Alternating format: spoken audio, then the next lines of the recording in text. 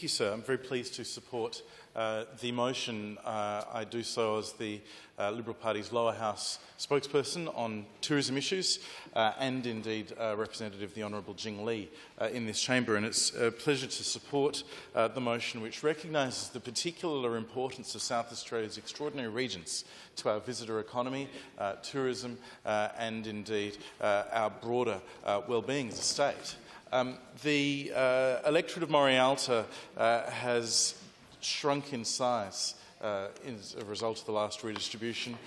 Prior to that redistribution, I would have been proudly celebrating Morialta as indeed including the most beautiful regions in South Australia, areas like the Adelaide Hills, the Alunkopringa Valley, towns like Lobethal, Gumaraka and Birdwood and Lenswood with their extraordinary tourism offerings, and there are others as well that have been in Morialta. Cuddly Creek comes to mind. Destinations that help bring people to South Australia and help South Australians make the most of our state.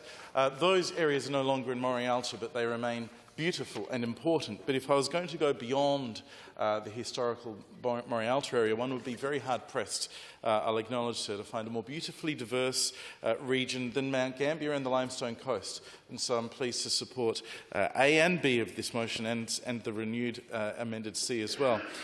From its stunning rugged coastlines to caves, volcanoes and world-renowned wine regions, Mount Gambier and the Limestone Coast included critical mass of tourism experiences and products that must be developed from those world-class natural assets.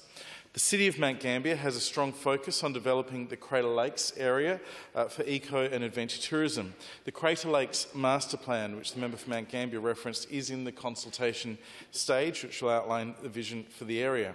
I note that the Honourable Ben Hood, MLC, a former Deputy Mayor and current Legislative Council member, has been a strong advocate for the Master Plan for an extended period of time, for years indeed. He regularly promotes the opportunities in the region, including kayaking on the Blue Lake, world-class trail running and mountain bike precincts, zip lines and celebrating the region's ancient Indigenous history. I recognise the important work done by Uncle Ken that the member for Mount Gambier spoke about. I also note that a fresh fish stocking project is being considered by Council and Recfish SA, which aims to introduce Murray cod and trout into Valley Lake. Of course, any discussion of Mount Gambier and its attractions should reference also the new Woolanda Recreation and Convention Centre, which received $25 million from the state and federal Liberal governments, the Marshall and Morrison governments.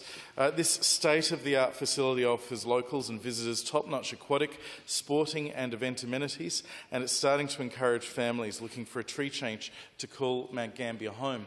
Recently, when the Liberal team visited Mount Gambier, the Honourable Ben Hood organised an extraordinary public forum at Woolanda. Its facilities for conventions, its facilities for sport are tremendous. I think the Matt Cowdery, OAM, Australia's greatest ever Paralympian and the Shadow Treasurer, looked at that pool and commented on what an exceptional facility it is anywhere in Australia and especially important for a regional area. So those investments are important. I know that there are many members who wish to contribute to this important motion. Thank the member for Mount Gambier for bringing it and indicate my support.